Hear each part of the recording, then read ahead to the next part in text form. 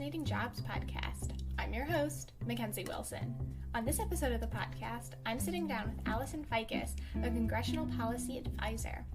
As always, please subscribe, rate, and review this podcast wherever you listen so that way we can grow our community. With that, let's get into episode number 10 with Allison. All right, hello, welcome back. And hi, Allison. Thank you so much for joining me today. Hey, thanks for having me. Awesome. So do you want to give a brief introduction to yourself and what you do to our listeners? Sure. So my name is Allison Feikes, and I'm a legislative assistant in the United States Senate. So basically what that is most offices take every single issue area that could come up, and we divide it amongst different legislative assistants, and we're sort of like policy advisors. So we look at letter requests that might come in, or bills to co-sponsor, bills to introduce, everything like that. We're kind of the first people who receive those requests and kind of evaluate bills, votes, letters, that sort of thing, and send those recommendations up through the chain. Sometimes they'll go through our legislative director as well and our chief of staff, and then ultimately the U.S. Senator. We have the same thing, same sort of structure in the House of Representatives too. It just goes to the member of Congress. That sounds really good, and I think that's a good brief overview of what you do. So if you want to give us like an overview of your career path up to today, kind of how you got to where you are. Sure. So I graduated in 2014 from Western Kentucky University, and afterwards I did a Fulbright, and I taught English at a university in Turkey for a year. I came back to the United States, and I got my master's in International Economics and European and Eurasian Studies at Johns Hopkins School of Advanced International Studies. Afterwards, I was doing a fellowship at a political risk consulting firm, and that's kind of what I was looking to do after I graduated. But the firm that I was working for, I was doing this fellowship, and they were very small. They were like 3 guys in an office in Georgetown. They weren't looking to hire anybody on because they were just too small and couldn't afford to, but they were setting me up with all of their friends in DC. And after 6 months after graduation, one of the partners at the firm was like, would you be interested in working in Congress? And I said I wasn't, but at that point I would take any job I could get. Ended up interviewing for a role as a legislative correspondent in the House side. I ended up getting that job, loved it. Within 2 months, I was promoted to a legislative assistant position. I worked for the Congresswoman for over a year, and then unfortunately, she lost her election in the midterms about 2 years ago, and so I had to find a new job, but ended up landing with my home state senator, which has been great. Wow, that sounds really cool. So I think that kind of begs one of the questions that I was going to ask. So I think you explained a little bit about this, but so like what if the senator or congressperson that you're working for like loses their election? Do you have a guaranteed job, or do you have to go like find one with another senator or No, you have to go find one with another senator or member of the House. Sometimes, so for instance, maybe like you are in a Republican office and a Republican ends up replacing you because your member of Congress like retired or something like that, then maybe that person who's replacing your boss might want to look at the staff that they had and hire those people onto their new staff. So for instance, I know Senator Isaacson just recently retired, and he did it in the middle of his term, and another Republican went and replaced him. So a lot of his staff ended up interviewing for positions in Senator Loeffler's office, and so many of them are still there. But that's not a guarantee, so people start looking for, even when a Republican might be replacing a Republican or a Democrat might be replacing a Democrat, usually people in those offices will start looking for new opportunities before their boss actually leaves. And so it's the same when you lose an election, and a lot of times because when there's an election loss, you're going from Republican to Democrat or Democrat to Republican. You usually want to stay in the same, because your policy advisors should be sharing the same sort of values and same sort of political philosophy as you. And so it wouldn't make sense to keep on the same people. So usually it's a complete turnover if it's switching parties. Wow, thank you. That was like a really good overview of what, and I think that's super interesting how like the policy advisors and everybody who most of the people working in the office also are on the same like political party as Hmm. the actual representative themselves. So you were explaining in your kind of overview that you kind of started as a policy assistant and now you're a legislative assistant. So could you explain the difference between the two positions? Sure. So I started as a legislative correspondent. And so the legislative correspondent responds to, they sort, organize, and respond to all of the mail that comes to the member of Congress. Some people kind of get put off by the fact that the member of Congress might not do it themselves. But I mean, we can get up to 3,000 letters a day.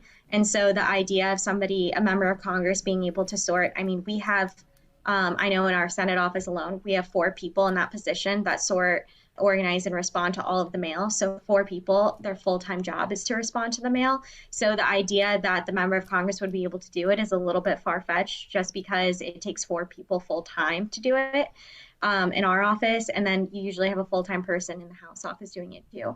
That doesn't mean that the member doesn't see any letters. A lot of times letters are put in front of them. When I'm advising, for instance, on a policy, I might say 89 people in Indiana have written to us on this issue, or 700 people, or whatever number of people have written into us about it.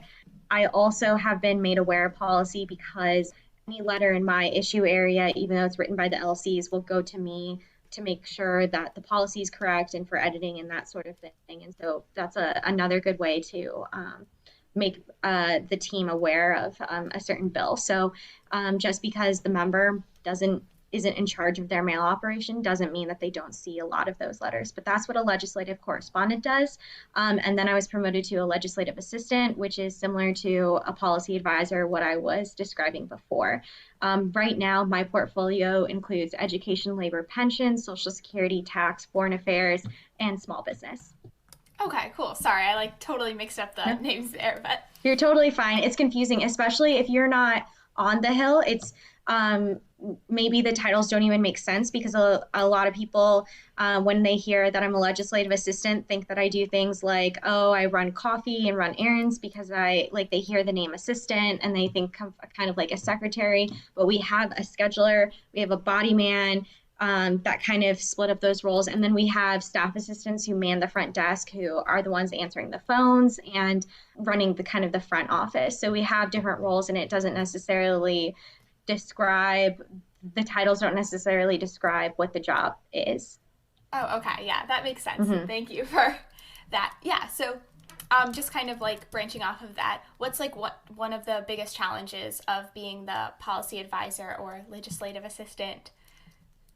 I think the biggest challenge is just the way that Congress is set up, because it's just extremely difficult to get bills across the finish line and to get them enacted into law. There are people like, so for instance, we have a couple of years ago, we had like a police reform bill and it took 10 years to get done. Or we had, even the Tax Cuts and Jobs Act, it was the first major overhaul of the tax code in over a decade. And right now, looking at the Higher Education Act, we're supposed to reauthorize the Higher Education Act every 10 years. It was last reauthorized in 2008, so that means at this point we're 2 years behind, and it's not going to get done by this year, so we're looking at 13 years behind its schedule. So it's just taking forever to get bills done more and more these days because we're even more under a microscope and people are even more divided than they were before. So it just gets really difficult to get bills passed into law. And so that can be some of the frustrating thing is you might be working on something that's not controversial. I feel like I have bills that aren't controversial that have been sitting in the queue for 2 years and there's somebody who's blocking it for a reason unrelated to the policy that's actually in the bill. And it's incredibly frustrating. So I think that's the biggest challenge. Yeah, absolutely. And that does sound challenging. And I think that that's, again, you bring up a good point that people are kind of more divided now than they had been in the past. And you So, see a lot of people just like losing faith in the institution and they're like, well, like I want to leave the Hill because I feel like I can't get anything done. And so this kind of in the job, it can beat down on you that it's impossible to make change or, that sort of thing. And so that can kind of get to people and discourage people. But I'm definitely still optimistic about getting things done and changing the US for the better and that sort of thing. But it can definitely weigh on you because it is a very difficult and tedious process. Yeah, absolutely. So, so I kind of guess segueing away from that, what is your favorite part of your job? My favorite part is that I get to learn new things every single day. I've always, before I had like a real career, I was like, I never want to be bored in my job, and I definitely am never bored. Um, People come to us, and it's also coupled with that is meeting people from our district in different industries that you don't even think exist or realize or didn't realize existed, and they come to you with these very convoluted or very specific problems, and it's so interesting to kind of do deep dives on those issues and learn about policies that the intricacies of policies and that sort of thing. So you're just never bored and always learning something new and always meeting new people. And that's my favorite part of the job for sure. Wow, yeah, that does sound really cool. And I think that's kind of good. So you were mentioning how like people from different like businesses or industries will like come to you guys with like problems that they need solved. So is that something that like they're arguing for, they need a new law to be passed, or how does that kind of work? It depends. So sometimes it is, they might say the statute is written this way and we want it to be written this way. A lot of it too, especially with COVID-19 happening, most people, and I would say most people who come to us with a problem or wanting something, they usually want money. So they want the government to, give grants to certain organizations, or with COVID-19, we have small businesses coming to us asking for next rounds of the Paycheck Protection Program. That's a popular ask. We have schools coming to us asking for increased funds in higher education or through K through 12, all through COVID-19. But even without the COVID-19, we have an appropriations process every year. And a lot of private organizations, nonprofit organizations, and even public organizations benefit from that appropriations process. And so they come to Congress and they ask for increases to those budgets. But they also ask for a change in law. That happens quite often, the creation of new programs, things like that. But then they might not always be asking for a change in the law. Sometimes they'll be looking at maybe a rule that the administration has implemented, or an executive order, or a policy the administration has implemented, and they want us to write a letter to the president and his administration saying, hey, you guys are carrying out the law this way. We think it should be carried out this way. Or this is the rule that you guys set up. We would like to weigh in and tell you that we think the rule should actually be this way. Or they might even be asking us, please support this rule, or that sort of thing. Sometimes there's people trying to pass laws that are counter to their business operations. And so they'll be coming in not to ask us to implement a law, but to block a law. And that happens quite often. So, or they'll be asking us, a lot of asks too, especially because I'm in foreign affairs, is they want us to write to foreign governments asking them to do something. That's another popular ask. So people aren't just limited to asking us to pass certain laws. There's quite a wide array of tools that members of Congress have. And so they'll ask for maybe a number of different things in that arsenal. So. Wow, yeah, that's super interesting. I didn't know that all of those things were popular asks for people in Congress. That's like actually so cool. So how do you guys decide who to listen to if they come in and say like, oh, I'd like you to write a letter to the president, or do any of those kind of things? Well, the number one thing that I listen to is how is it going to impact, like we're elected by, or my boss was elected by the people of Indiana. So my first ask is how many people in Indiana are asking for this, or how many people in Indiana will be affected by this? And so that's kind of my main criteria.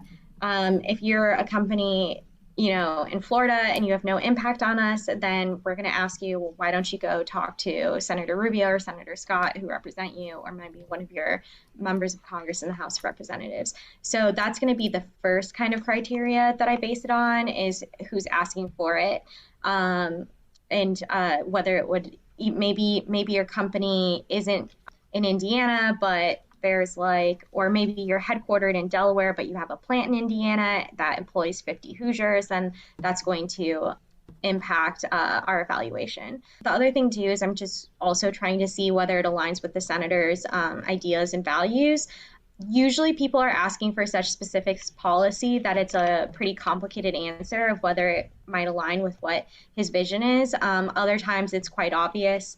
And so it's easy for me to either shut down or pass along to my bosses and that sort of thing. So, Wow, yeah, that seems really cool. And like I think that it's really interesting how you guys kind of like filter out those different asks. So, as you were kind of mentioning, alluding to a little bit before, things have been pretty different, especially in government because of the COVID-19 pandemic. So, how has that kind of affected you guys at, at the office of the senators and stuff like that?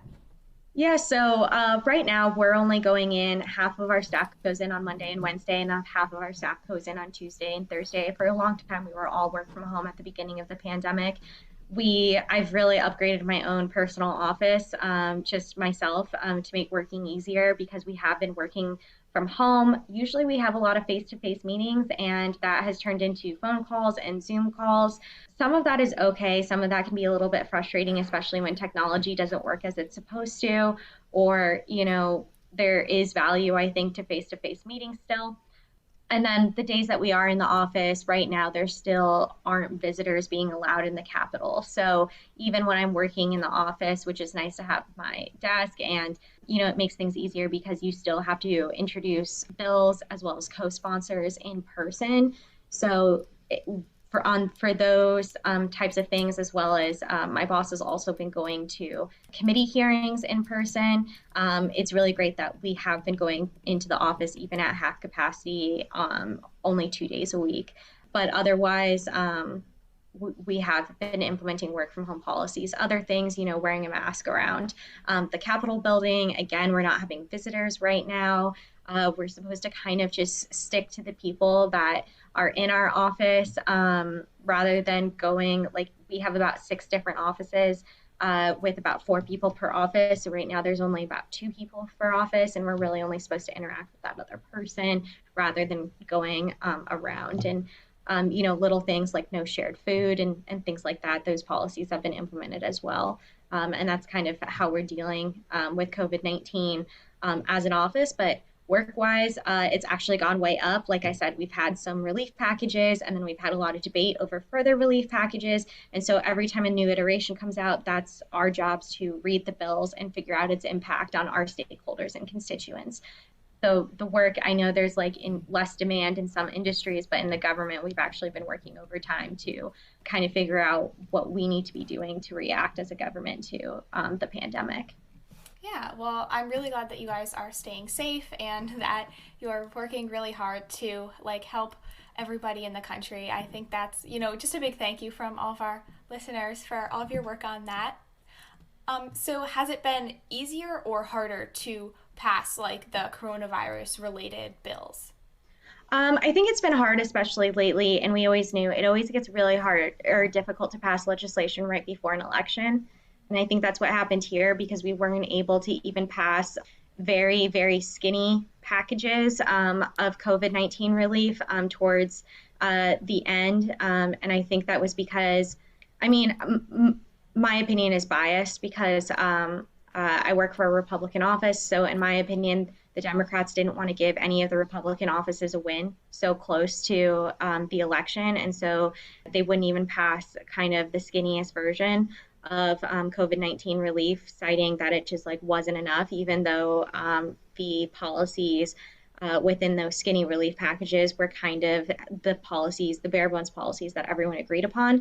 The other thing too is, it's a strategic thing because if the Democrats win back the House, Senate, and presidency, then they'll want to wait till 2021 to do another COVID relief package because they can pass something like the House HEROES Act, which Republicans took a lot of issues with, and they came back with their COVID relief package, which was the HEALS Act, and they want Democrats basically, if they're able to win back all 3 branches of the government, or sorry, not all 3, the 2 branches of the government, including both legislative bodies, then they'll think that they'll be able to get everything that they wanted. So why would they pass something now when if they just wait till January, they can get everything? So it actually means that If, for instance, Republicans keep the Senate, Democrats will clearly keep the House. I'm not sure if it matters how much who wins the presidency will weigh in on it.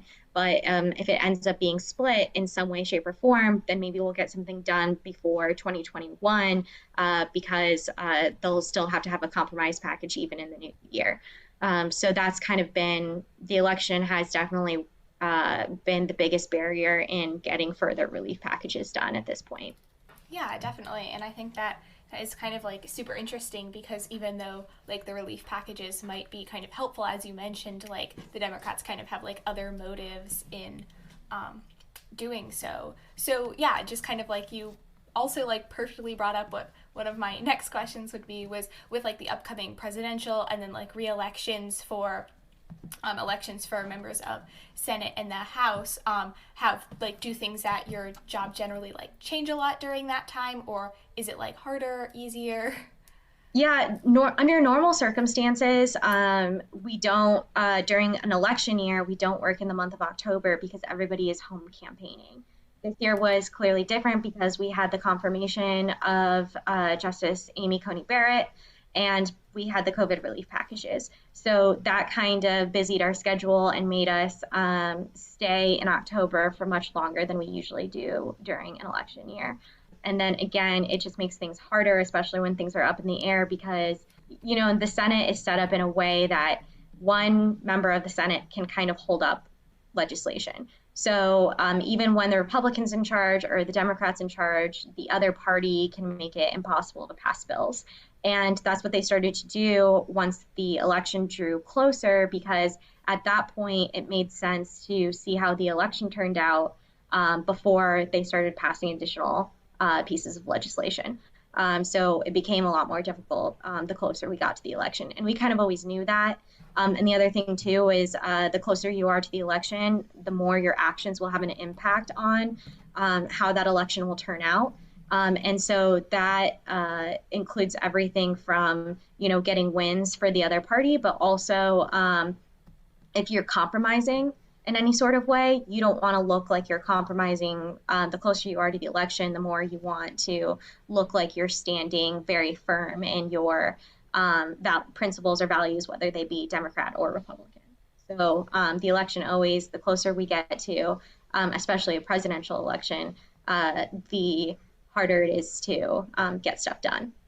Yeah, definitely. And I think that you bring up a couple good points there. First, with the point that you make about how like senators want to kind of look like firm and stand still, and then secondly with the point that you make about the Democrats and Republicans, the partisan that we were talking about before.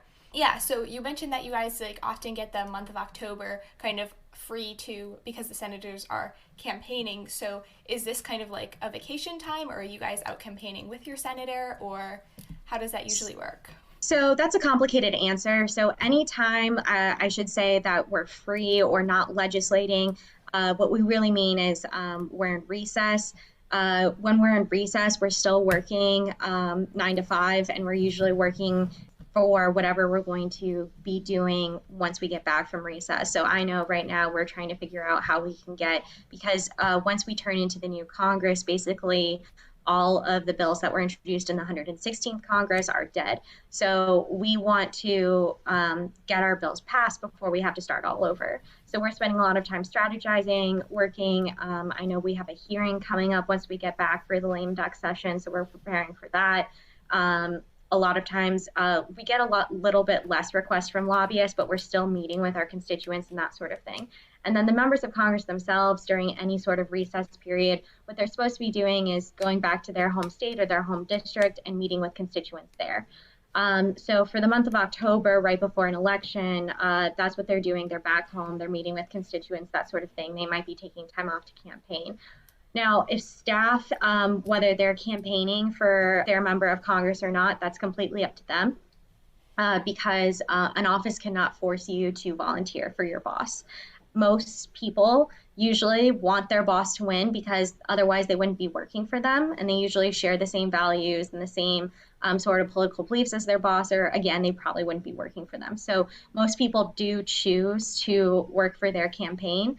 They can't get paid by both the campaign and the office that they work for. So they have to choose one or the other. They either collect a salary from the campaign, in which case they completely stop going into work and take a leave of absence from their job, or they get paid by their office, but they choose to take vacation time, personal days, that sort of thing, and then they volunteer. And again, they can't be forced to volunteer. It's completely up to them. So if you want to stay in DC, you can't afford a plane ticket back to the district, or don't want to take the time, then that's completely up to you. I know in my last office, we had a guy that was in law school, and so he chose not to volunteer on the campaign, and it wasn't held against him. That was totally fine because he couldn't do law school and go volunteer back in our boss's district, and nobody expected him to. So Yeah, definitely. Yeah, I think that was like a really good overview of kind of like what you guys are doing on a recess. And yeah, I think that's like kind of good, because then I was wondering like, oh, well, like, does that kind of get held against you if you like don't go volunteer for the campaign? But yeah, then I think you kind of cleared that up at the end, which was good. Yeah, so I think I'd kind of like to segue into our next topic of discussion, which is what's one of your favorite like projects or bills you've worked on during your career? um, well, I have to say that what's been fun about my current office is my boss was kind of new to politics, especially new to federal politics. And so he kind of had a set of values and beliefs that he had. And then he would say, I really want to do a bill on this issue. And we kind of got to pitch him different ideas. And if he liked it, he let us run with it, which was really fun. And one of his campaign promises was about being tougher on Iran. And so there's a bill that he introduced that I kind of got to see from I went to an event and heard about different policy recommendations, and I met with, and then I followed up with experts afterwards, including people at the Congressional Research Service, to look at the evolution of the history of similar policies in the past, and what proposals have existed in the past, if there had been any other similar bills. Was able to work with a couple other stakeholders and that sort of thing to draft a bill, passed it along to different offices to see what they thought, got their feedback, made those changes, and we introduced it. And that's kind of been exciting because it's been a complete, I pitched this to my boss, I got to do it, and start to finish, brand new, never been done before legislation. And so that's really fun. I think that the policy I currently enjoy working on the most is higher education and kind of our student loan system. Right now, the federal government acts as the fifth largest bank in the country due to our student loan portfolio, but we have extremely high default rates compared to the private sector. And so it's because, in the name of being nice to people, we kind of let them borrow what they can't afford, or what's worse is repay it in a manner where they're in negative amortization, which means that their student loans are growing at a rate that's faster than they're paying them off, getting them stuck in these terrible student loan cycles. So I like to look at different policies of how to fix that problem and make sure that people aren't stuck in this mountain of student loan debt, and how maybe the federal government, in my opinion, can take a step back from that, or at least implement policies where we're running more efficiently and running more like the private sector, just in the way that we're making sure that people aren't stuck. Because in the private sector, if a bank was doing what the federal government does, it would be considered predatory lending. So we need to make sure that our lending system, which is much more generous than maybe the private sector, also doesn't trap people and make them worse off. Wow, yeah, that's super interesting, and I never even knew about that issue in the student loan sector. So I think that's really cool how you guys are kind of working on all of these different issues, maybe like different from the ones that you're seeing, just like blasted to you from the news that they're talking about at all the presidential debates, and I think that's so cool. Right. Yeah. So you kind of touched on this in the first part of the answer for that question when you were talking about how you were writing the bill. So are you guys, as the staff, like in charge of actually drafting the bills, or is that something that the member of Congress / representative does themselves? So that's a complicated question. So, and by the way, too, it depends on what kind of member you work for, because there are members who come in and they say, I want to introduce a bill that does exactly this, or they're very familiar with different statute. That's very common. But nobody, including the member to the staffer, actually writes the bill. So there's an office called the Legislative Council. There's the House Legislative Council and there's the Senate Legislative Council. And those people are non-political positions. They're lawyers, and their entire job is to draft legislation. So what happens is I might email them and come pretty close to writing the bill, and saying, like, this is exactly what I want the bill to do, or this is the part of the law that I want it to amend, and this is exactly what I want it to say, and I want to include X, Y, and Z, and then they actually put it in the correct format. And so, but it is very important that once the Legislative Council returns the bill to you, they're human beings too, so you really want to read over and make sure that that communication wasn't muffled, and so they wrote exactly what you wanted, and two, that there aren't any mistakes, because I've seen Legislative Council work where there's been a typo, and there have been incidences in the past where typos weren't caught and they were implemented into law and they were executed to that typo. And so that's a big issue, and so that's something that you have to stay on top of. But it's actually the Legislative Council, this nonpartisan, non-political office, that writes and drafts every single bill in Congress. Oh wow, that's so interesting. I didn't even know that like was a thing, but that's really cool.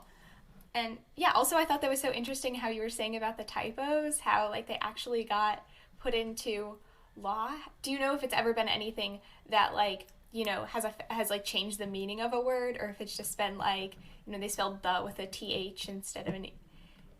No, it's been pretty significant. There was a typo in the Tax Cuts and Jobs Act in regards to restaurants, and it was mostly restaurants, but it was also any kind of storefront, and when they could write off renovations and upgrades. And I think it was supposed to be something like 7 years. Every 7 years, you can do these remodels, and you can get some sort of tax break from it. And they actually put like 37.75 years. And so that was a big impact on those businesses, and it was corrected. So it has been corrected since then, but even the typos, for a while, we were told not to fix anything because a lot of Democrats were opposed to the Tax Cuts and Jobs Act. And so it was really actually difficult to get that fix done. I think it took like 2 years or a year and a half to get done, because people didn't want to make the Republican tax code run more effectively. So that typo had significant impact on businesses and was not easy to fix after it was enacted. Oh wow, that's really interesting. And yeah, I think that's yeah. And my next question that you kind of just answered would be like, how easy are the typos to fix? But that one seemed like it was really like a super big deal and affected probably lots of people. Yes, there is points and times too, and it was a huge bill, and so maybe that's why it wasn't caught. But sometimes typos are caught maybe after you've introduced the bill, but before you've passed it, and that's easy to fix because then you can just do an amendment to it. And if it's just a perfecting amendment, that's not a big deal. Or maybe you can reintroduce the bill with your typo fixed. Or if the House passes one version and the Senate passes another, then the bill goes to conference and you can fix it in conference. So depending on when the typo is caught, it can be easier to fix. But if it goes into law, it's much harder. Yeah, so for that one, when it went into actual law, like, did you guys have to like write an amendment to it, or just like scrap the... No, people introduced a whole new bill to correct it. You can't, yeah, I mean, it's an amendment to, yes. So sometimes you introduce a whole new bill to amend legislation that's already in law.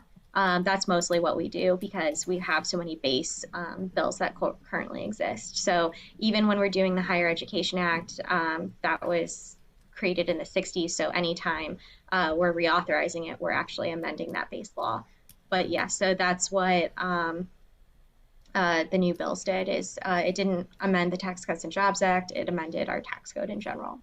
Oh, wow. Okay, that's really interesting. And that's like kind of a good clear up. But I thought that was so interesting how you guys had to like reintroduce the entire bill just to fix the one typo. Mm-hmm. Yeah. So So I kind of like to segue into our next topic. So just I know we were briefly talking about the election before, but so now in terms of voters, so like what advice or tips do you have for voters at this time? Because I think that it's definitely a hard time, especially in the news. You're seeing all sorts of different things and ads flying out. So what kind of advice do you have for them to?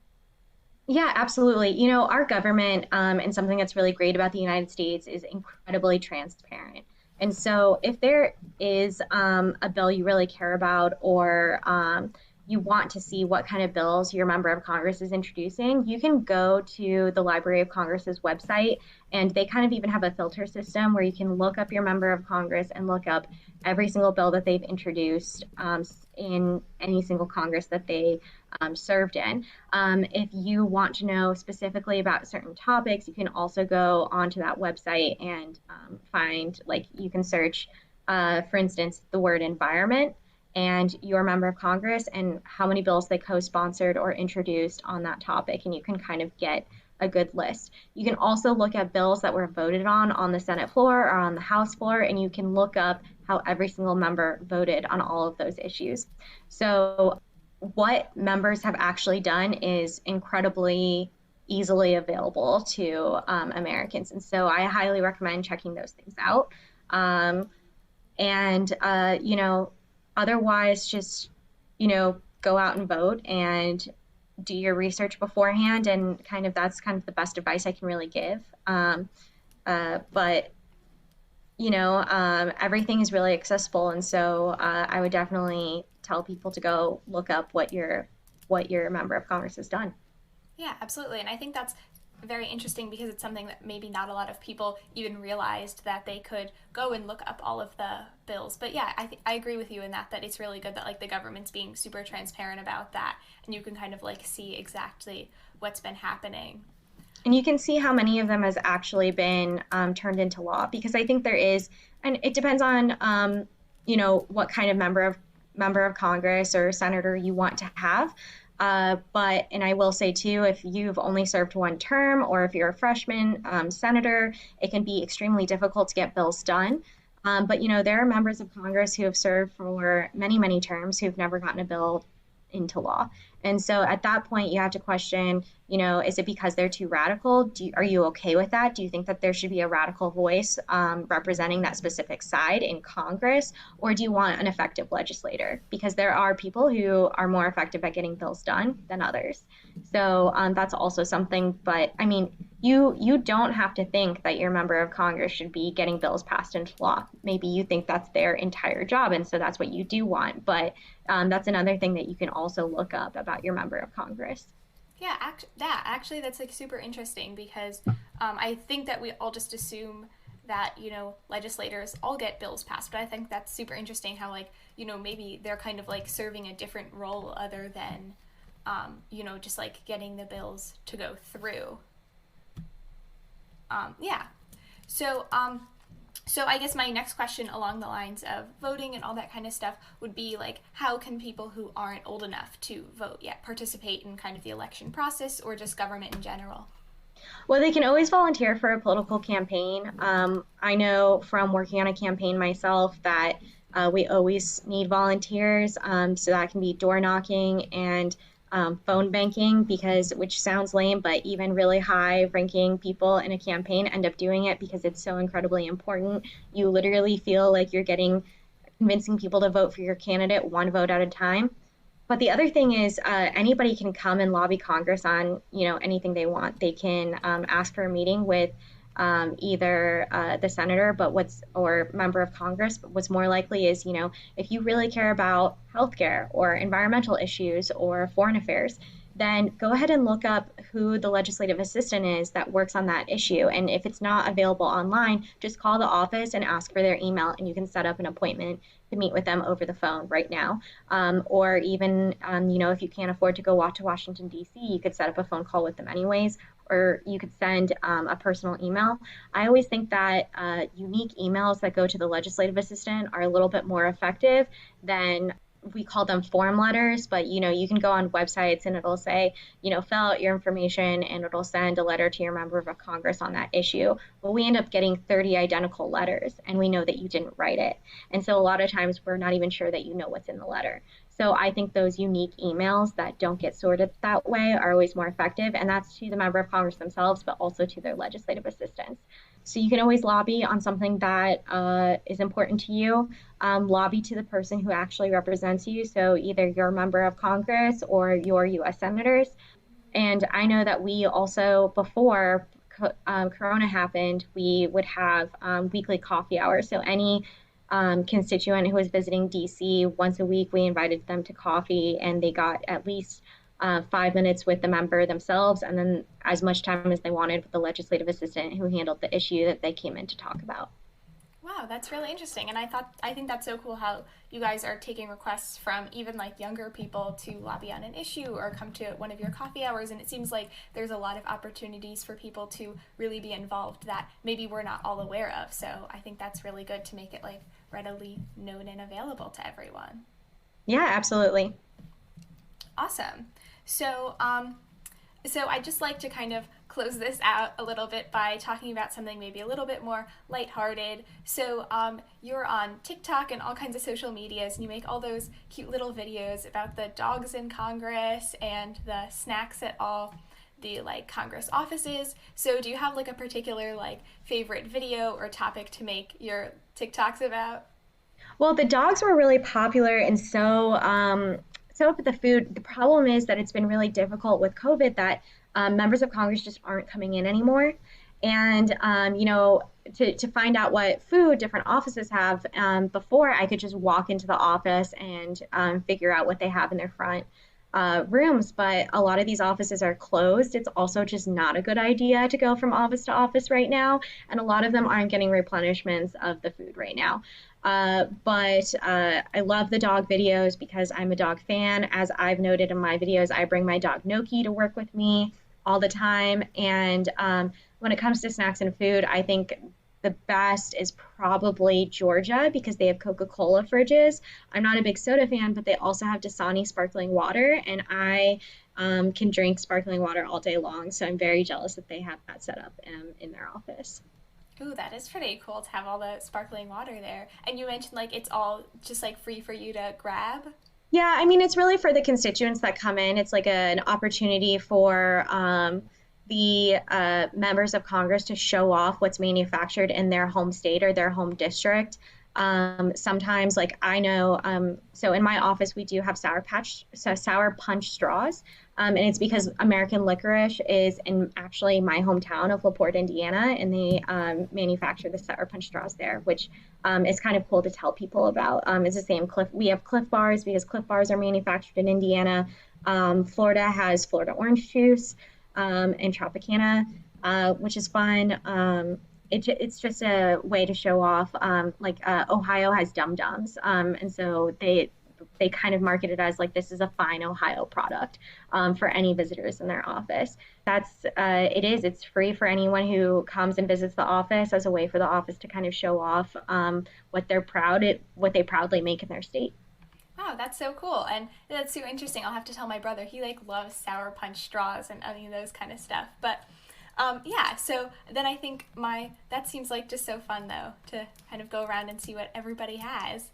Yes, there's a couple of cool things about Congress. I mean, I've also highlighted like the Senate candy drawer. A member of the U.S. Senate always has a drawer filled with candy that was started as a tradition years and years ago. Right now, Senator Toomey has it, and because he's from Pennsylvania, he stocks it with Hershey products. But whatever senator is in possession of the candy drawer, they always fill it with candy that's manufactured in their home state. And so there's a lot of fun things like that in Congress. And, tours of Congress are free. You just call your member of Congress, or you can even show up and get a huge group tour. And you'll learn a lot about these fun little nuances that occur up here. So. Wow, yeah, that is super cool. And yeah, for anybody who's interested, definitely go on a tour. I don't know if they're offering those now because of COVID. They're not offering them now during COVID, but once this passes, it's a popular thing. All offices provide them, and it's really cool that you can just walk into these government buildings, and they're so open and, again, transparent. It doesn't exist everywhere in the world, and so it's great that it exists here. Yeah, definitely. Yeah, and I think that's super cool and definitely something if you're in DC that you should go check out. Yeah, so I think I just have one like final kind of wrap up question for you, and that would be just like what kind of advice would you have for somebody who's just starting out trying to get a job at either like a member of representative's office or a senator's office? What kind of advice would you just have for them?